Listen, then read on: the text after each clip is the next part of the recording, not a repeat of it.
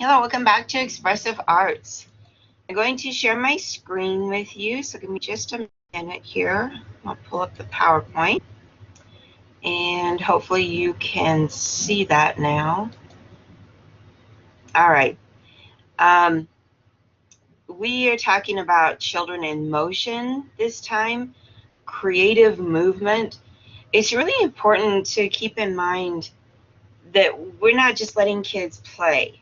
When we go outside, it's not just letting them play. They're really getting experiences to learn how their body moves and different things that they can do with their bodies.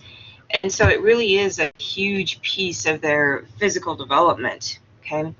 Um, Children develop at their own pace. We need to keep that in mind also. There's a lot of information in this chapter, so let's go ahead and get started. So first of all, think back to the observation at the beginning of the chapter when there were three children of different ages. The older child, if I'm remembering right, was 7. She wanted to play limbo, so she got whoever was watching them, I think it might have been the grandma, to hold a broom for her so she could do the limbo game. And then the other kids started kind of doing their own version of it, and then they started some more cooperative play where they were taking turns doing different things, and it was just a really interesting observation. And you can really see how children working with each other can help scaffold each other to the next level. They can help other children be more creative. There's natural leaders in that, there's natural followers, and it depends on which group of children a specific child is in, whether they might be a leader or a follower. Mixed age groups are always really interesting, because you can really see that, but that type of scaffolding occurs in same age groups as well. Okay, so really take some time and think about that. Think about some other instances where you've been working with children and they just kind of learned from each other and played off of each other. Maybe is a game with rules for some of them, and some of them are just kind of following along. They're just copying. They just want to be with the other kids that they think are cool kids or whatever. But think about how that works in some of the other kinds of games and activities you've seen children playing together like that, where one child would either know of a game or think of a game, make something up, and then the other children would kind of fall in line with that, and then they would all eventually be doing their own adaptations of it if necessary, depending on their physical capabilities. Okay. Key movement terms, and these are in your textbook, but I wanted to go over these. These are just some of your key terms for this chapter, but they're important that you know what they are and that you can kind of tell what the differences are. As we're going through these, think about the children that you've worked with or the children you've known and how you've kind of seen some of this. Okay. Dynamic balance is just kind of staying balanced while you're doing something. So if a child can and not only stay in place, but if they can hop in place, so there's some movement going on there. Think about balance beams, or how a child runs across the playground without falling. Some of the things that they can do while they're moving, that where they have to stay balanced, and that requires a lot of core strength, right? Okay. Energy is just the force to show what they're intending to do. Okay. Or how they're intending to move. General space is something that we sometimes take for granted. It's all of the space that's available. But children are learning the difference between that shared space and their own space. And so it's really important that we, consider that. That general space includes how we have the classroom set up, how we have the outside set up, what we have available for them, all of those types of things that, the general space is kind of limited by walls and cabinets and other, larger pieces of furniture. But think about the general space that you have available in your classroom or in other classrooms where you've observed. And think about all of that shared space and how that works, okay? Kinesthetics is just, the body learning what it's capable of. Once the body learns some movements, the body itself remembers it. We don't necessarily have to think about it. We don't have to think, okay, I'm going to stand up and walk, and I want to lift one foot and move it forward and put it down and lift the other foot and move it. We don't have to think it through, okay? We just our body kind of remembers how to walk, right? In children are the same. They learn how to walk, they learn how to run, then they remember, and then they get better and better as they practice. Skipping takes a little bit of thought when they're learning that, because that's a different kind of movement, right? But once they know it, their body remembers how to do it. And the more they practice, the better it remembers, right? Okay. Locomotor skills are those kind of large motor movements, like walking and running, could be jumping, even skipping, okay? Those large movements that takes like the whole body movement, okay? Manipulative skills, we talk in early childhood about using manipulatives.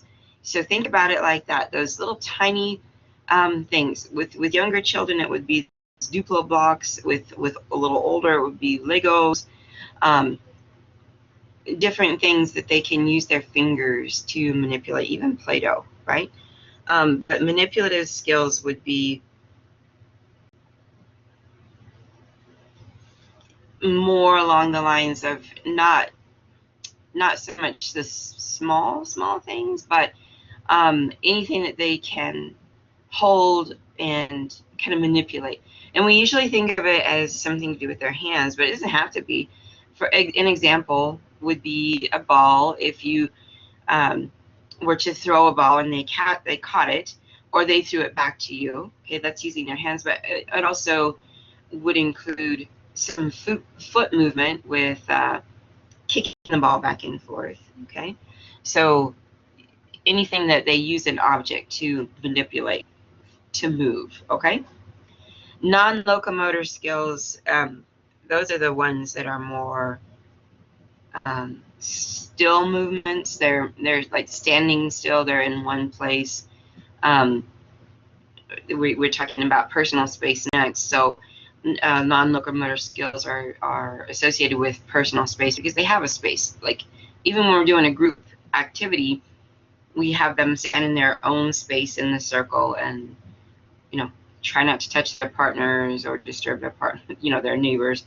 But non-locomotor skills would be some of those things like stretching or bending over, some different yoga poses, things like that, okay? And then their personal space is their space that they occupy, that they have a right to have without another person or child coming into their personal space to disturb them, okay? We think about this a lot of times in circle time, when children are, kind of fairly close together, but we want to give them enough space where that, they can move without disturbing. They can get the, fidget around a little bit and stuff without disturbing whoever's sitting next to them.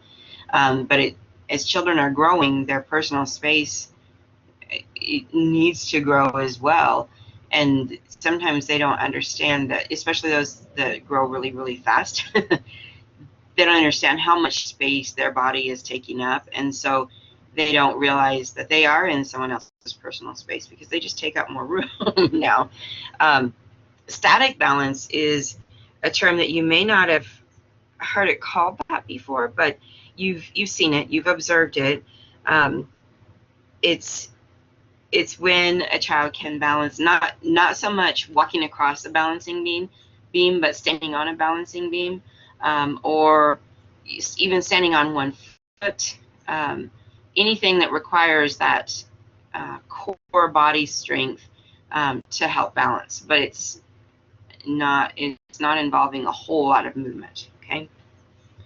And then time, that rhythm, that speed, the duration of the movement, those types of things that we need to keep in mind. So those are some of your key terms that are directly related to movement for this chapter. You have several more key terms that you need to look at, though. I just wanted to point these ones in particular out. And your textbook goes over each of these and gives you a nice definition. So if you're still unclear, go back and review your textbook, or if you have questions, just make sure you ask.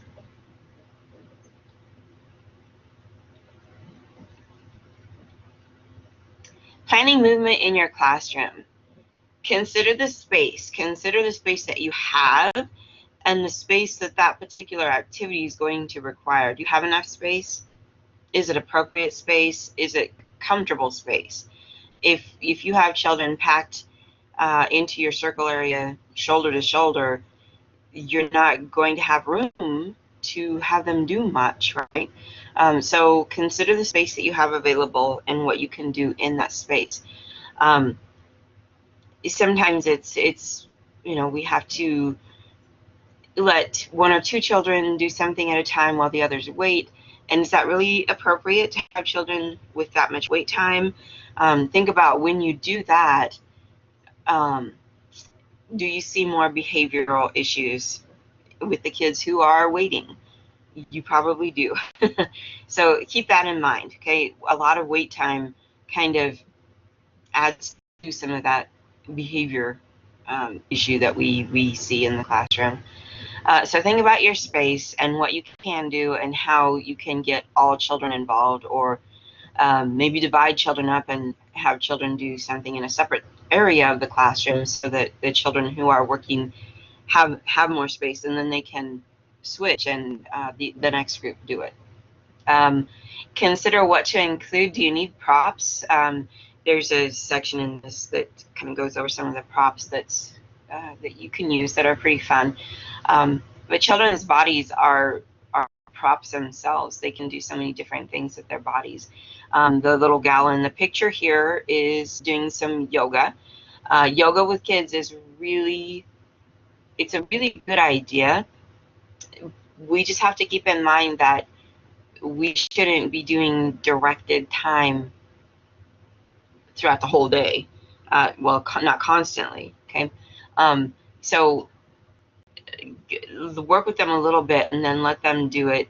But it should be, like, the directed time should be more limited, okay? Consider the classroom rules. What if you have classroom rules, and what are they? Make sure children understand those as they relate to whatever activities you're planning to do, okay? If you are getting the tumbling mats out and you're going to have them doing, learning how to do somersaults and things like that, those kinds of things might require more rules, one at a time, things like that. Which approach are you going to use? The direct, the guided discovery, the exploration? And we're going to go over each one of those in just a little bit, but really think about that. Depending on the activity that you're trying to do, the children's developmental levels, and what it is that you consider your space that you have, and there's just a lot to go into that, okay? It should be fun. Whatever movement things that you plan, it should be fun. That's not the purpose. We shouldn't be planning things because we think it'll be fun. Although the things we do plan should be fun. we should be planning them because it's going to meet a goal, or it's going to help with a specific development, a skill. But as we're thinking about those goals and what the children need, we need to be planning things that they will enjoy too. Okay? Theories related to movement and creativity. Your textbook only goes over a couple of them in this chapter. So Rudolf Laban, the father of movement education, developed a system of analyzing movement, which stressed the importance of the development of body awareness. So being aware of your own body. Space awareness, being aware of the space that your body takes up and how much space you have to move, and an understanding of how movements can be varied. Experiment with different ways of walking. That's a really fun activity for kids. Take itty bitty baby steps, take huge giant steps, walk like a bear on your hands and feet. Things like that are often fun, and those are great transition movements too, to get from one area to the next. If kids tend to want to run from one area of your classroom to the next, or down the hall or something, have them walk like a bear down the hallway. Keeping in mind that, you know, once their hands have been on the floor like that, they're going to have to wash them. But it's fun to think of different ways that you can kind of slow them down and help them focus a little bit more, while helping them develop different movement skills. And then back to Howard Gardner, his theory of multiple intelligences, specifically bodily kinesthetic intelligence, which is the ability to unite the body and mind in physical performance. Consider athletes, dancers, jewelers, inventors. We don't typically think of, you know, jewelers are like that really fine motor movement. They have to really be precise with what they're doing with their hands, and they have to have some great manipulative skills with their hands. But it's all about teaching your body different skills, and then your body kind of remembering, right? That physical through practice, just kind of almost being able to do things without even thinking about it. Okay, so think about that kinesthetic intelligence, and think about the children that you've worked with or that you've known, and how that might apply to some of them.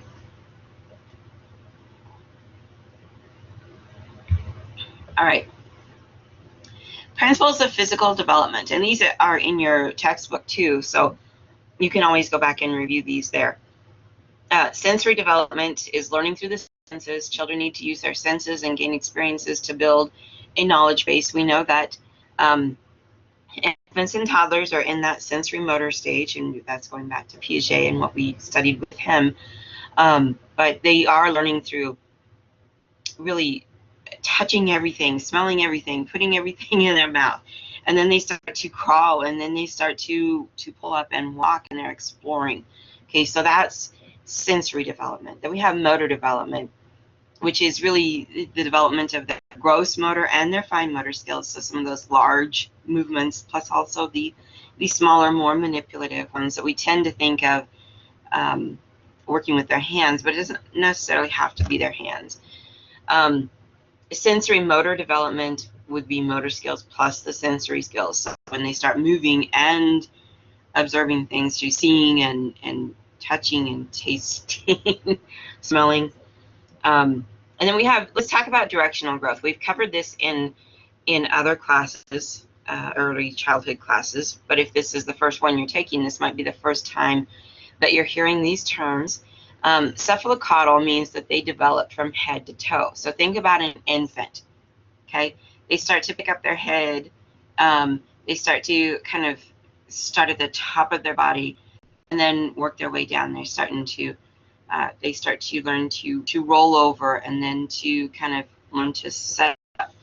And then they start using their arms and their hands, and so they develop from that core, from the top down.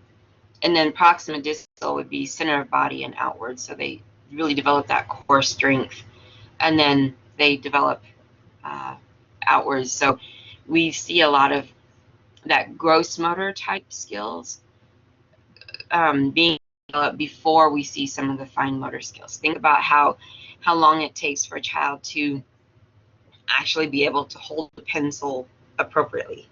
That's because their hands have not developed to the point yet where they can, unless there's some issues with that. But typically that's the case. And so then they get better and better with some of the more fine motor type skills after they've developed the gross motor, like the walking and running and things like that. Okay. General to specific, which is basically just the gross motor develops first, and then the small motor are those movements that are more specific to, like, skills that dancers have for specific movements, or athletes for specific movements. When a child's playing soccer, for example, being able to twist their foot and move it just in the right way to kick that ball is a little bit more specific than just running, right? Individual variations is really important. Children develop at different paces. They all develop gross and fine motor skills, but some children fine-tune those skills more so than other children, while the other children may be working on different types of development rather than physical development or motor movement. Okay, but every child is different. There are certain things that we expect. There's an order that we typically see, but every child is a little bit different. Okay. All right, stages of development. Locomotor skills would be walking, running, jumping, things like that. Non-locomotor skills would be bending and stretching, less large movement. Okay. Manipulative skills, throwing, catching, kicking, and then as they develop, being able to manipulate smaller objects with their fingers. Okay. Static balance, balancing, standing still. So like the little guy in the picture here, he's just kind of standing on those logs and balancing. Dynamic balance would be when he starts walking across those, that would be more a child learning to ride a bike when they take the training wheels off and they just have the two-wheel bike. Definitely has to have some balance there. And they're pedaling to keep their balance too and to move. Okay. The stages are determined by biological timing, so how old they are and what they're ready for, the experiences they've had. A child who's never ridden a tricycle or a bike with training wheels may not be able to just hop on a two-wheel bike and take off, or they may have to work at it a little bit harder. Their environment, what's been offered to them, what's around them, and then the development is individual, and we just have to always keep that in mind. It depends on the child, right? All right, so planning for movement activities, and we should be planning for movement activities in the early years, but also in the lower elementary level. We should be planning some movement. Children need brain breaks. They need a break from sitting in their chair. So we need to plan some movement things. Okay. On page 228 in your textbook, it really goes over some of these. They have to become aware of what they're capable of. They have to explore and get to know their bodies and what their bodies can do. Okay. And it's all through trial and error. Think about the child learning to set up and pull up and stand up and then walk. They have to get to know their bodies and what they're capable of, and then different things, okay? Becoming independent. It's really important that we encourage children to be independent. Sometimes we have this cute little one that just wants to be held all of the time, but is that really in that child's best interest? Probably not. Yes, hold them, sit down and let them have some one-on-one time with you, but also encourage that independence and encourage them to walk on their own, to, if they're learning how to walk, to kind of walk without the aid of your hands right there. And you can still be close to them, but they need to be able to develop that independence, okay? Accepting and expressing feelings and ideas, and that's important, and it's kind of difficult. And yes, I do realize there's a spelling error there in my slides. They have to, because they have to share space with other kids, they have to learn how to kind of be respectful of other people's space and things like that. And we work with them on that in the early childhood classrooms a lot. Accepting responsibilities and working cooperatively is really, really important, that they learn how to do that. Those of you who are working, think about some of the coworkers you have. Do you have people you work with that you find it more enjoyable to work with than others? That doesn't mean that you just don't work with anybody that you don't particularly like or that you don't always agree with, because it's work and you have to do what you have to do. Well, children need to learn that. The sooner they learn to accept other people and be respectful and cooperate, the better off they're going to be as they get older and have to continue working in groups in school, but then eventually become productive members of society in the workforce. They need to be able to work together, in their work teams. Improving the quality of response. That's really important. They think about the child. Think about the child who is out on the playground and is constantly getting bumps and bruises and always falling down. Their response time is limited. They need to be able to kind of correct their movements before they fall, kind of work on their balance and things like that to help them. And a lot of times that's core strength that they need to improve on. So kind of keeping an eye on that. And if they are not having that response time that they need to, keep themselves upright, that's something that we need to work with them on, right? That could be one of their individual goals, okay? Drawing relationships. This is just kind of thinking about movements in relationship to their lives, okay? So think about the child that you have that is from a family that's really active, and maybe they go to the park a lot as a family, or they go hiking as a family, or they go on bike rides, and consider that compared to maybe a child who lives with elderly grandparents that don't get out as much.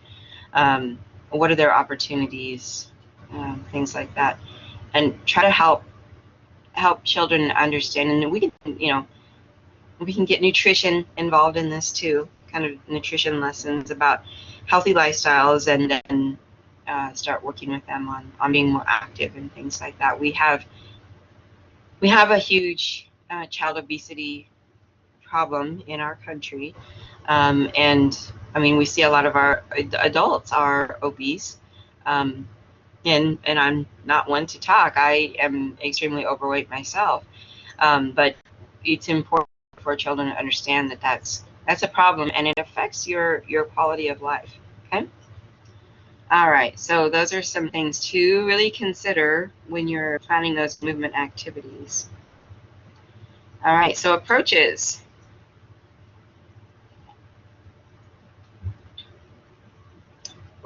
Each of these are appropriate in their own time and space. Okay, direct approach would be like our direct teaching, our direct directing them, what they need to do.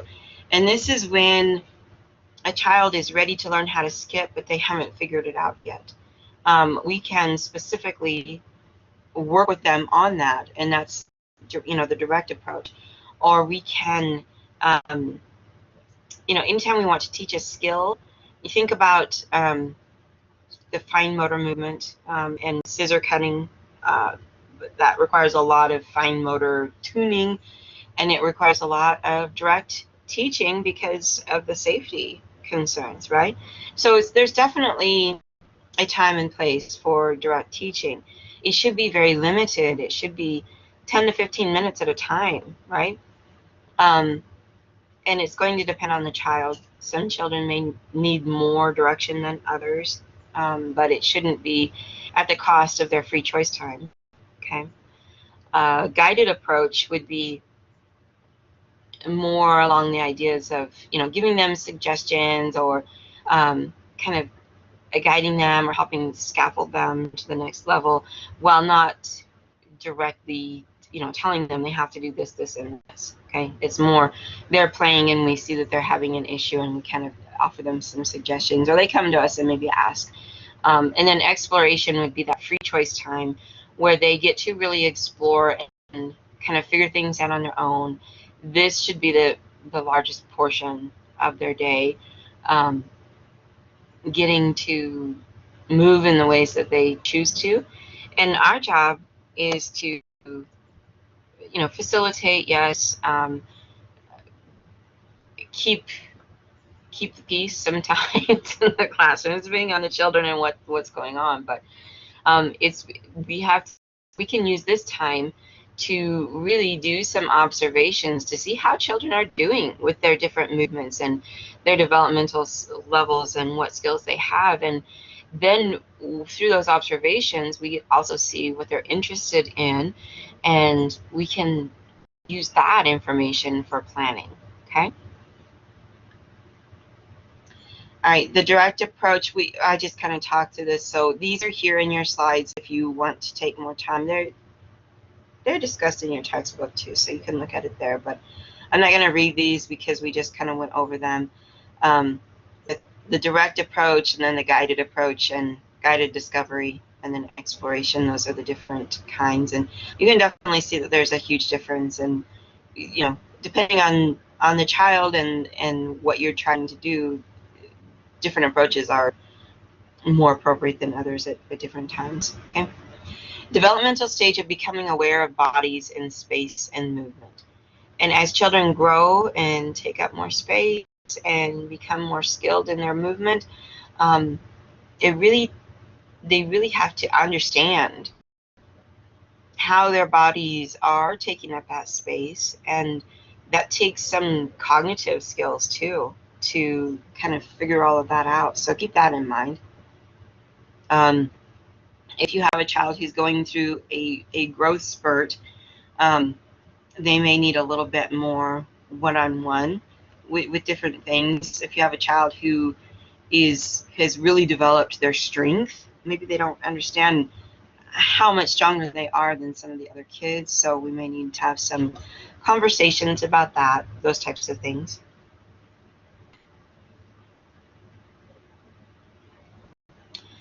So, music and movement. Sorry, my finger went crazy on my mouse there. You should involve a lot of music and movement. You should have instruments available for them. Instruments do get loud sometimes. As adults, we tend to maybe get headaches. That's on us. That's not on the children. So we need to figure out how to deal with that. Whether that's, limiting the number of people in the music center, whether that's maybe only putting out certain things at certain times, or taking the instruments outside where the noise doesn't echo as much. But they should have access to those instruments. they need lots of time for music and movement. Dr. Jean, most of you have probably heard of her and used her songs in the classroom. That's a very blurry picture of her, but she does some great videos if you are using like a smart screen or something like that that you use for your large group time or your large motor movement time in the classroom. That should be limited, you know, also, but she is pretty great. Greg and Steve, those are great movement songs too. I think the picture here, she's probably doing the bear hunt in this one, but she does Tootie Ta. There's just tons of great songs that she does, and you can either, you know, watch the little videos or you can put it get it on DVD on a CD and listen to it, or you know, however you get your music. But do go if you haven't heard of her, haven't watched her. Do go. She's pretty great with children's songs, so I would highly recommend that. Props again. I'm not going to read all of these. You have this information here in your slideshow, so you can, and it's in your book, I'm sure. So you can read through it, but these are just some things that you can use: large scarves, scraps of fabric, large softballs, large colorful hoops like you know, hula hoops or something, parachutes. If you don't have a parachute in your classroom or access to one through your program, request that the next time you're doing budget requests or anything. I mean, request a parachute. Those are pretty great. Maybe not for infants and toddlers, but for preschoolers and up, they really can help with cooperative play and different types of movement, things like that. So they're pretty fun. But those are some examples of props that you can use with movement. When you're doing dance, think about the space that you have, the space that particular dance is going to take up, the time, the force, process versus product. We shouldn't be getting children to learn specific dances so that they can then perform in front of a group of people at a young age. It's not developmentally appropriate. Okay, so think about all of these things. Some dances take up more space than others.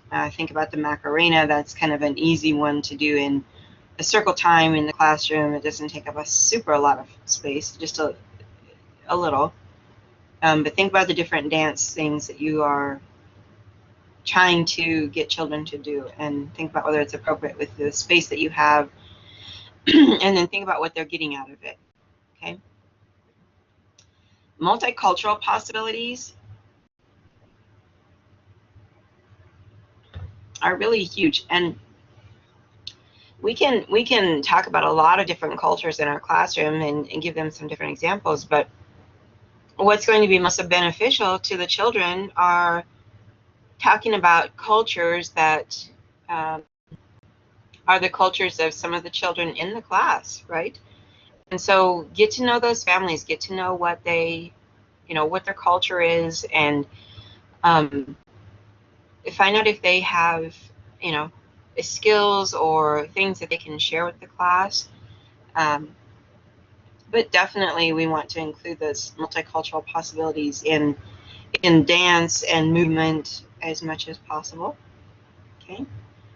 And then movement in the curriculum. Here you see one of the parachutes with kids that are just a little bit older, and this is a huge parachute, but you can get smaller ones too that work really well with preschool age children. I really recommend that you, if you don't already have a parachute, that you get one, and if you do have one, that you use it pretty regularly, so that children can get used to it. Okay, it's a lot of fun. It's something that you can pull out for special occasions, for like family fun night or whatever, but it shouldn't be just limited to that. But think about your curriculum and how you can incorporate more movement into it, and think about the different kinds of movement, not just running and playing, right? It's balancing and working on core strength and balance, right? So think about all of the different ways that you can include movement in one way or another in the curriculum. A lot of times those transition times are a great time of day to include some movement, and it doesn't have to be mass chaos movement. It can be more directed when it's transitions. So just think about what you do and what you've seen and what you could add as far as movement in curriculum. Games with rules, are they developmentally appropriate? Considering musical chairs, we're going to talk about that. So developmentally appropriate, we know that children are not ready for games with rules when they're 2, okay? Games, yes. Rules, yes. But games with rules, no. We think about board games. We think about games like Duck Duck Goose, musical chairs. Are young children ready for that? They're really not. Not at those early ages. Preschoolers, depends on the child. Think about the wait time involved in some of those games. Duck Duck Goose, the child goes around and around. They choose their friends. Some children end up just sitting there waiting for their turn and they never get picked. How appropriate is that for that child? It's not, right? So think about that. Musical chairs is one that, you know, the whole class starts out, and as they go around and around, you know, there's one chair less than the number of children, and so one child's going to get left out every time you go around, and so pretty soon you have almost all the children sitting out and just the ones that are left playing. Adaptations to that may be more appropriate, where they have the same number of chairs for number of children, and so nobody gets left out. So you can adapt some of those to make them more appropriate, but really think about the wait time involved for some of those kiddos, okay? And what they feel like when they lose, when they are having to sit out. It's like a punishment for not winning, okay? So if you haven't thought about it that way, you really should. And think of a different game, or a game with, that doesn't involve wait time. It doesn't involve that basically punishment type piece, that might be more appropriate. Okay, you can adapt some of those older fun games that you remember from when you were a child. Some of you will remember those games fondly, and I would probably wager that you had won several times if you were remembering those fondly. If you're one of the children who is not as physically developed, or is not as strong, or you tended to lose, or maybe not be as aggressive, if you're more of a passive type child, you might not be remembering those games as fondly as some of your peers do. So just kind of think about how is it appropriate, how is it fair, what is the wait time involved, is there any type of, like, wait time is like being sent to timeout. It's like a punishment. So really think about that before you get into those types of activities, okay? Just really think about them. And as children get older, the older group of preschoolers, first, second, third grade, they definitely are playing lots of games with rules, whether they're making up their own rules and games, or whether they are following standard games. They're getting into more sports, t-ball, things like that, where there are rules, right? But think about the amount of wait time to those two. There's a reason why we don't have younger kids typically before kindergarten playing those types of games. They're not developmentally ready for that type of game with rules, with all that wait time, things like that. Okay? So just some things to think about. Outdoor play. What do you do outside? Do you think, oh, thank goodness it's time to go outside and they can just run and play and burn off some energy? That's true, and we typically do think that, but our outdoor time should be just as rich as our indoor time, okay? If we have a bike path, if we can use trikes, if we can have a space for balls, if we can have some green space, maybe some gardening space, we should bring out the instruments. We should bring out some stuff for dramatic play. We should be bringing a lot of those things from indoors out. Maybe you have some, a cart that you can roll in and out to protect it from the weather or whatever. Or maybe you have some totes that you can bring out. Or maybe you have a shed that you can store stuff and pull things out. It's important that that outdoor playtime is very rich, okay? That it's also very child-oriented. So we can plan some things, but they should be teacher-directed activities should be more limited outside. But that doesn't mean that we just open the door and turn them loose out there and then we just stand there and watch them. We should still be interacting with them, facilitating lots of observations. During the outside time, we get a great opportunity to observe their developmental levels and see what they need, and kind of think about different things we might offer to them outside that would help develop the skills that they need.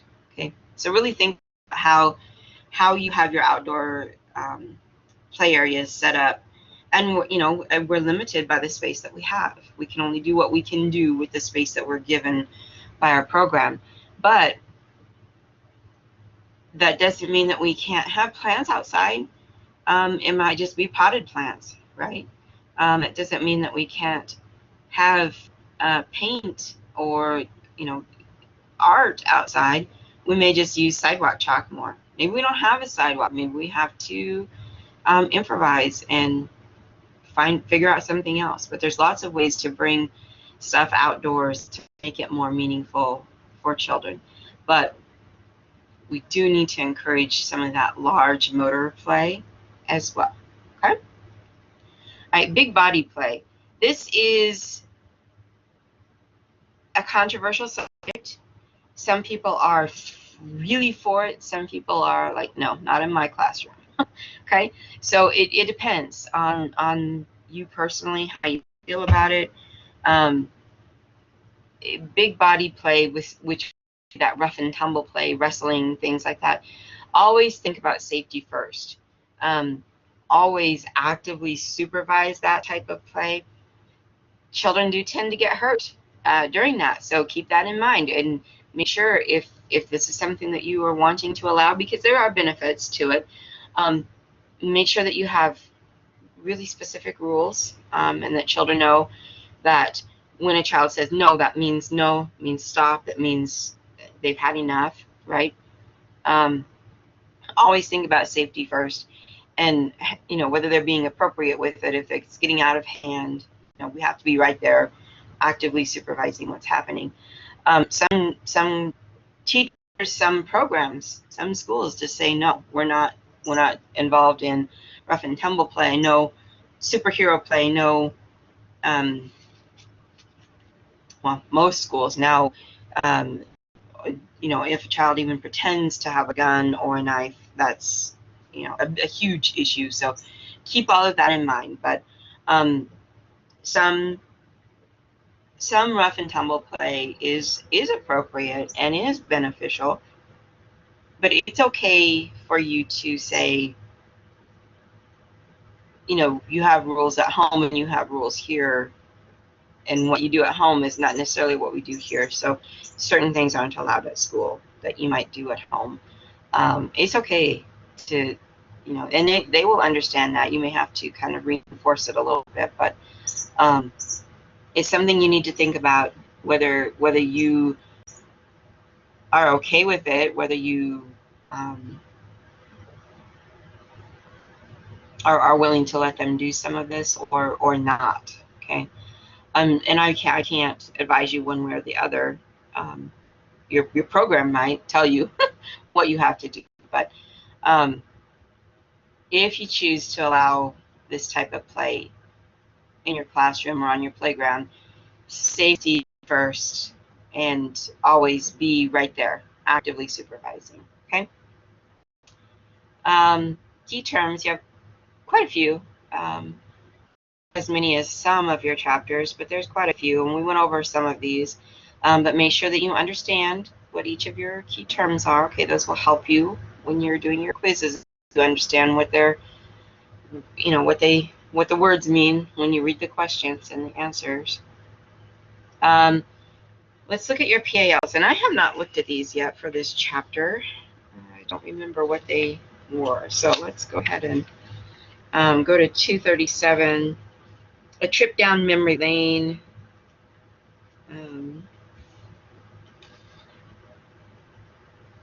All right, so this one is just you taking out a piece of paper and writing.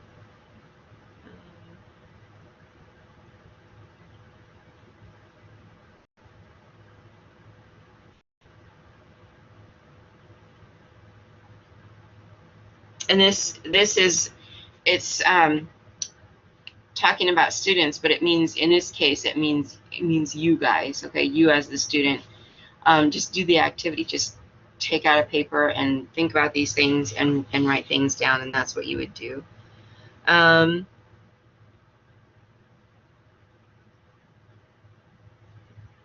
Then personal space, to discover ways to help children and adults understand the concept of personal space. Okay, so this would be one that you would need to do with a group of children, okay? And it wouldn't matter if it was, you could do it in a classroom, or you could do it with your own children at home, or kids that you know, okay? So you could do it with just 2 or 3 kids, or a whole classroom, okay? So some fun choices this time. Okay, so make sure you understand this. If you have questions about any of the specifics, let me know. Do you have any questions? If you do, make sure you ask, okay? I think this is week 6, 7. I think we only have the one. Yeah, I don't think we have very many more weeks that we have 2 chapters that we have to do. It should be a little less pressure going forward, so you have more time to work on some of your projects and things. So, but if you have questions at all about anything, don't hesitate to ask, okay? All right, let me get out of there. All right. All right, have a great week.